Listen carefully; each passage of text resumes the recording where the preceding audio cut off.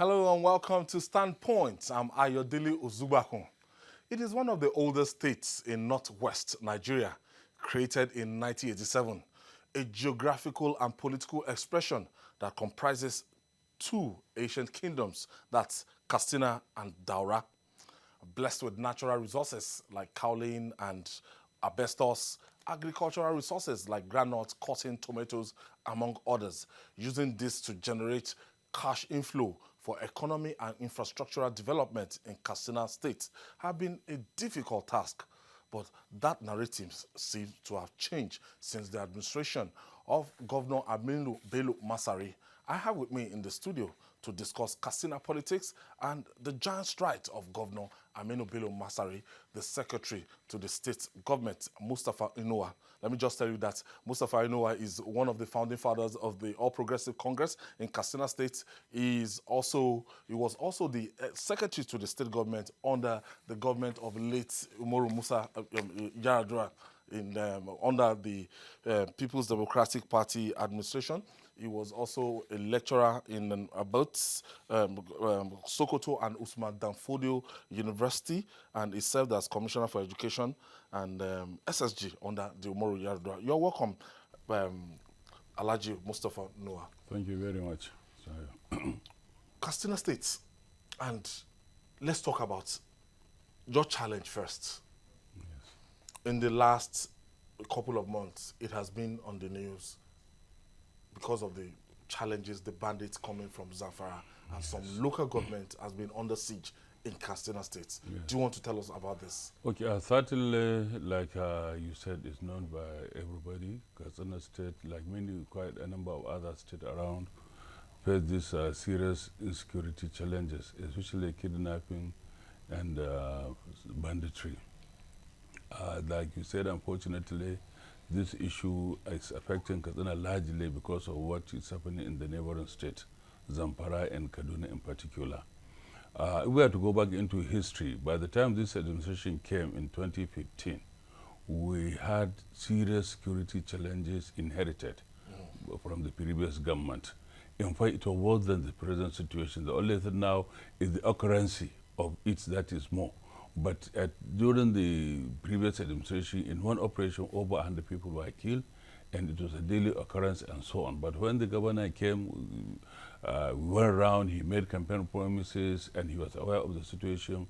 We took effort, serious measures to address the issues, like we empowered the military agencies, organized them, and between 2015 to late 2016, we were able to contain the situation to a very reasonable level, where it was happening once in a month and so on, you understand. But unfortunately, like you said, other states around, Zamfara and Kaduna in particular, do not embrace the same kind of measures, effort, discussion the government was doing. So people were moving into this state, you understand.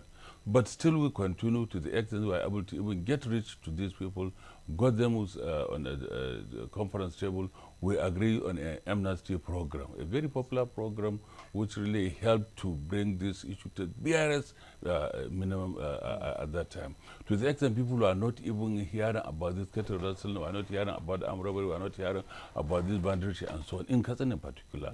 Many people converged, if you can remember, the first 15th of January 2017 to surrender their arms. Over 400 assaulted arms were surrendered, including the notorious bandits, the so-called Baharin Daji and the likes. Were in Katsina. Buhari Daji that time? Yes, the late Baharin Daji. He came to Katsina, he surrendered his arm on behalf of the others. Under this administration? Under this administration, on the 15th January 2017. You understand? But the unfortunate thing, like we said, the other states did not. So those who were not in support of the amnesty program moved to Zamfara and Kaduna. So they're operating further. Even now, when you go around, you see most of those coming to do this here in Katsina are coming from other states. Many of them are coming from other states, not really in Katsina. So honestly, this is the greatest challenge we are facing now, where people, they even come into the cities. Of recent, you are aware of what happened in Daura, which is far away from the forest. But this operation, we believe, is not done by, as we suspect, by the Fulani. Is the state government in any way supporting security agencies to nip Very, this? very much. You see, like you said, we support them with logistics, like we support them with vehicles, we support them with allowances, we support them with fueling and so on. Virtually, the state is taking responsibility on full on what the security agencies are doing. You understand, the military, the Air Force, the police, the civil defense, the SS, including the vigilante and so on. So the government is spending heavily on the security. There was even a time subsidizing whatever subsidizing, the exactly. If we call it that, even subsidy, because what we are doing, to me, is even more than a subsidy, virtually. You see, there was even a time when the governor decided to bring these governors under one roof to organize a coordinated operation under the former Kaduna GOC.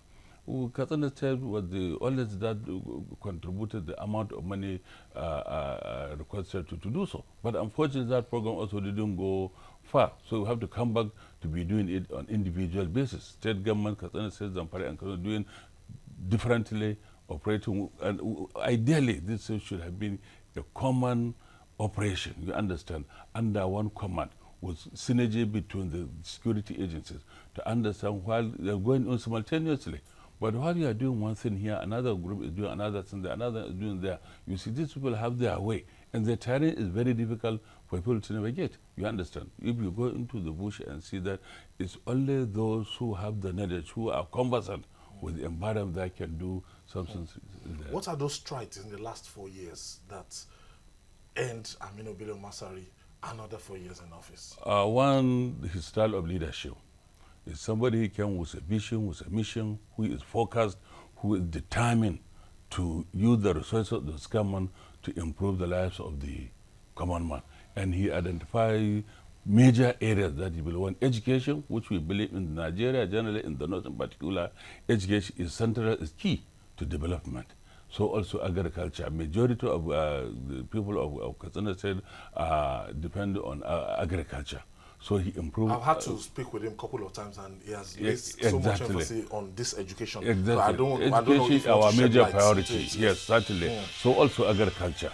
Well, by the time we came, farmers had it so bad, especially the issue of fertilizer, insecticide, and other things that farmer needed to improve on their farming. So he made sure, he promised, and he fulfilled that farmers will be getting fertilizer without difficulties. Before we came, fertilizer was something. You could not, it was politicized. You find maybe a group of 8 to 10 given one bag of fertilizer, and you have to be a card-carrying member of a PDP before you can get access to this fertilizer and so on. But he said, no, that was, it has stopped. If you go to Katsina now, you can get fertilizer throughout there, and the number of quantity you want, and at a lower cost. Now you get it at 5,000 naira instead of when you get it at 8,000 up to 12,000 naira. And not only that, what you are able to produce at that time could not buy you a bag of fertilizer. But now you can buy a bag of, you can buy fertilizer, produce what you can buy more than 1 or 2 fertilizer. You understand? So farmers are now going back to the farm as it used to be. So also he was able to get a lot of soft loans for this agriculture activities, and also this Anko Borrower program of the federal program, and also invite a lot of other organizations interested, like Dangote, for instance, he's in Katsina trying to establish a tomato factory, and so many others like that. So agriculture is one of the areas that really people appreciate what the government has done. So also the security and education and roads network in the state, and as well as the way, as I say, he relates with people. This is the governor who can listen to any person, who read text messages, who answer calls, who visit people at odd times. He can take his car, go around 2 a.m. to visit project or to see people and listen to. And whenever you complain to his hearing, he will make sure that he attends to that complaint you have done. But in my stay in Katsina, I still noticed something that, you know, I still feel government will still need to do something about poverty, high rate of unemployment, and eradication of poverty, youth unemployment. What is this administration doing? I quite agree with you, but it's one of the areas also the governor has really done a lot there. You see, we realize that there are a lot of people that say the major way you can do that is through education, which may take very long time, Okay, educate agriculture, them first. and also empowerment. So we introduce a lot of different empowerment programs in Katsina. You understand? Especially for youth and women. That is a government agency specifically established. It is called Katsina Empowerment, Economic Empowerment Development Agencies. You understand? And with also other MDS, the Women Affairs, the Girl Child Education, including the Office of Secretary to the Government, we had a lot of different empowerment programs which touch on the lives of youth, particularly women. And in all our empowerment programs, the government makes it a policy that women benefit at least 60% of that program.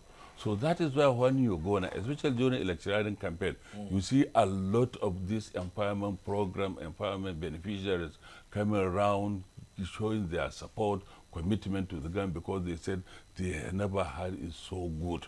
Women now are doing the different kind of trades and so on, and with very, where they have to take loan, very little interest, and most of it, government takes over the loan, the interest aspect of the loan. You get the point. So it's something that you cannot easily eradicate because it has been with us for a very long time. Very long time. You understand? We have the educational system has been so bad for a very long time. Many people who drop either from secondary school, some even from primary school, could not move forward. You understand? So it's something that you cannot eradicate within a short period of 4 years. I spoke with the governor one time, and he spoke about his plans to even, remove the menace of Amajiri. Yes. Young children going around, and that we discovered that especially the northern part of the country, that this is prevalent. What are those You see, programs? the issue of Almajiri, you see, is not an issue that a particular state can handle alone. Like this issue of insecurity. It's not something a particular state can, it even transcends beyond Nigeria. Many, if you can go and identify them clearly, majority of them are from India and Niger Republic, especially those you see around Katsina. So you see, so it's a matter of the entire Some region. of them are non-Nigerians. Majority, including those you find here in Lagos or in other part of the country. Majority are not Nigerians. Majority. Because you cannot differentiate between Katsina and Nigeria, Maratman and so on. It's like here from Benin Republic and the Lagos, you understand? So you see, it's beyond what a particular, and it has been a system, it has been entrenched. It's something that requires the effort of almost the entire society. The Malams, that is the Muslim leaders, the traditional rulers, the security, the system has to really be transformed.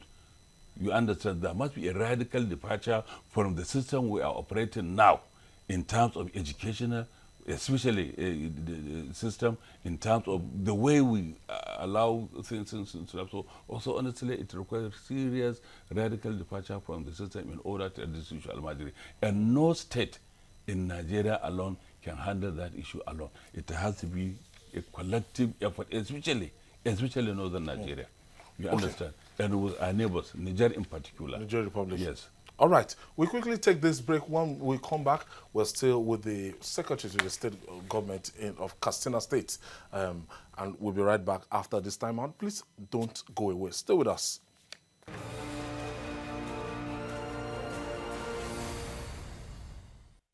Thank you for staying with us. My guest has been the Secretary to the Katsina State Government, that's Alhaji Mustafa Inuwa.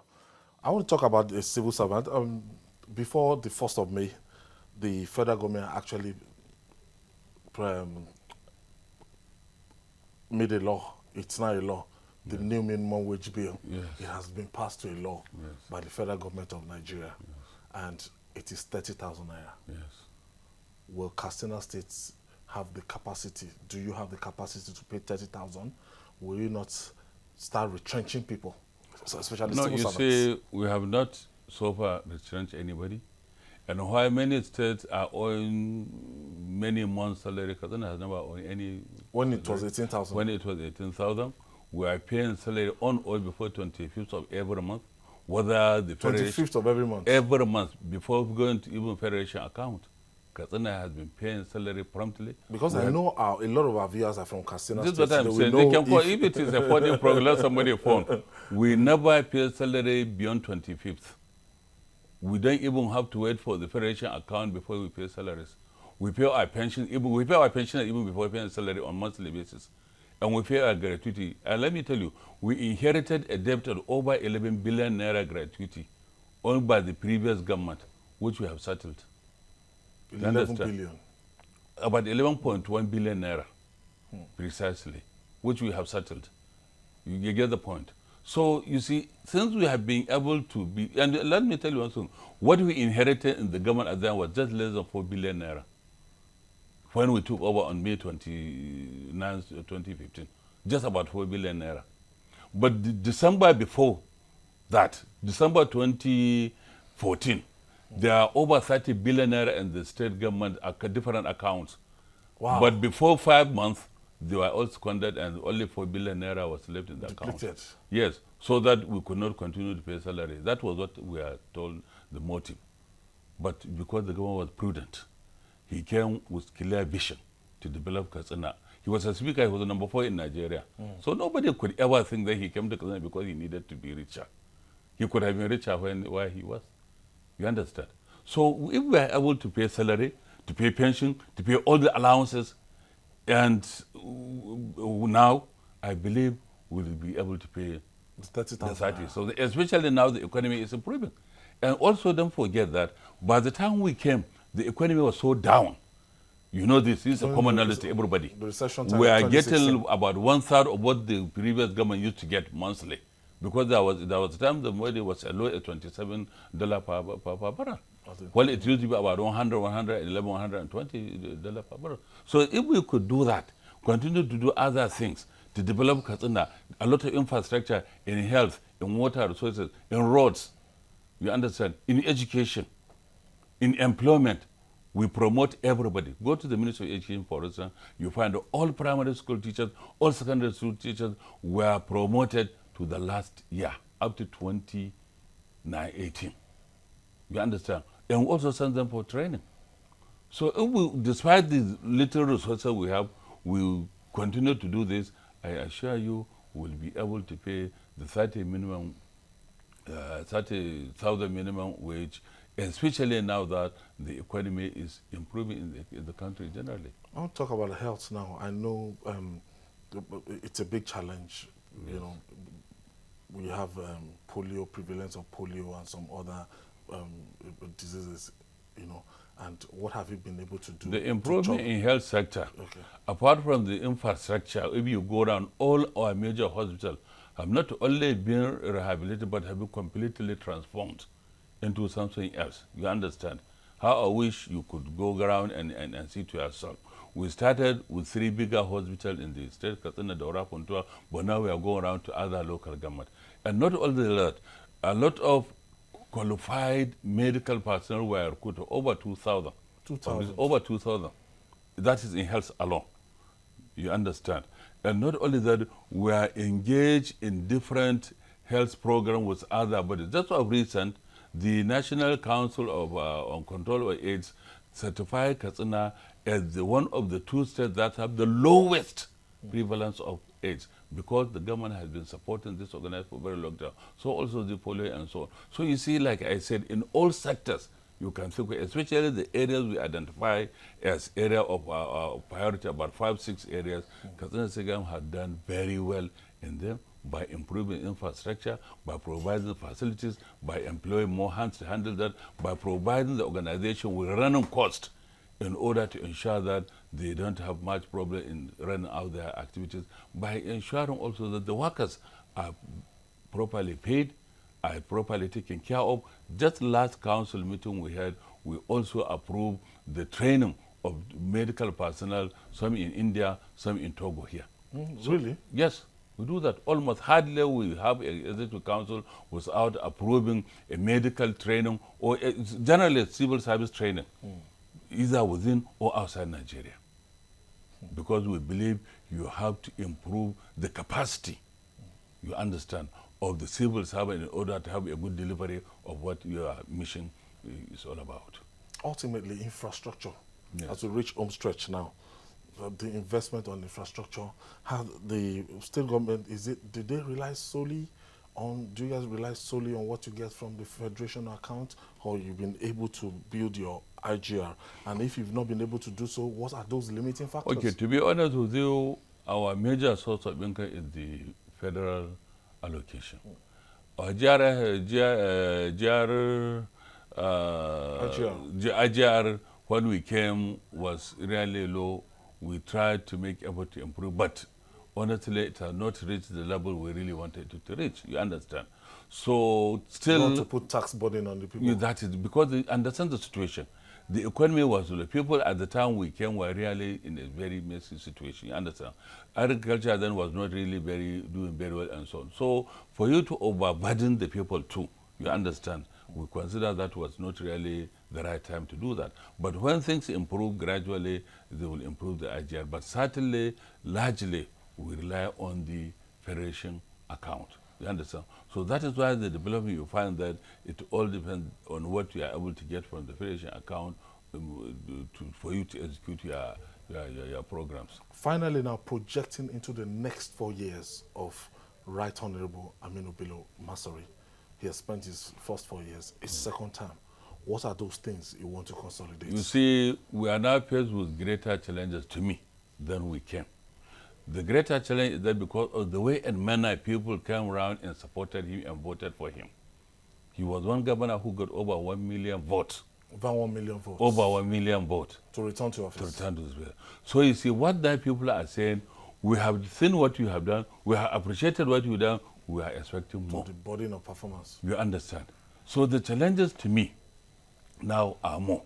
So what we have planned now to ensure that with better improvement in economy, we want to consolidate what we have done so far and also improve on, especially we made sure we went around each and every local government election. We listen to what people are agitating for, we listen to what people are requesting for, and normally we come down, sit down, and make sure that, yes, we are able to understand. So the governor will address this issue and ensure that we attend to the problems, to the aspiration, to the needs of the majority of people of Katsina State in terms of infrastructure, in terms of security, in terms of economic development, empowerment, and so on. And all these issues that we believe will bring development, will bring happiness to Katsina State people. How accessible is your government? He is very, very accessible, the governor and the government generally.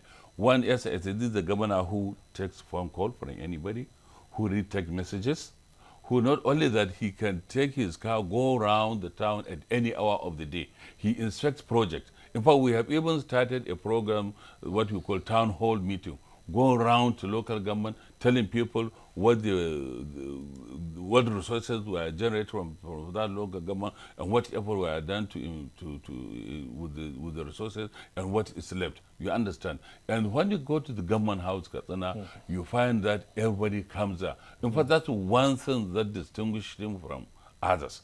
He listens to everybody, groups, associations, and so on. They make government house their home. So, and that's how he learns a lot from people. What they want. He's very accessible. And also his government. Because the governor is accessible, you as a commissioner or permanent or secretary, you cannot deny seeing people. So we are made to make sure that we are accountable to people, we listen to people, and we attend to their needs. I want to thank you, the Secretary to Katsina State Government, that's Honorable Mustafa Inuwa. I want to say Ramadan Karim to you. Thank you very much. All the way. Yes, all the way from Katsina State. Thank you so much for making it to Lagos studio. Of this, thank you. We're sure subsequently when we invite you, you'll be able to honor our invitation. I will come. My government definitely will come. All right. Yes, we hope you bring this excellency. Opportunity. All right. Yes. And that's our offering today. Yeah. Join us next week for another episode of the program. You can watch the repeat tomorrow by 7 a.m. I'm Ayodele Ozubakun. Bye for now.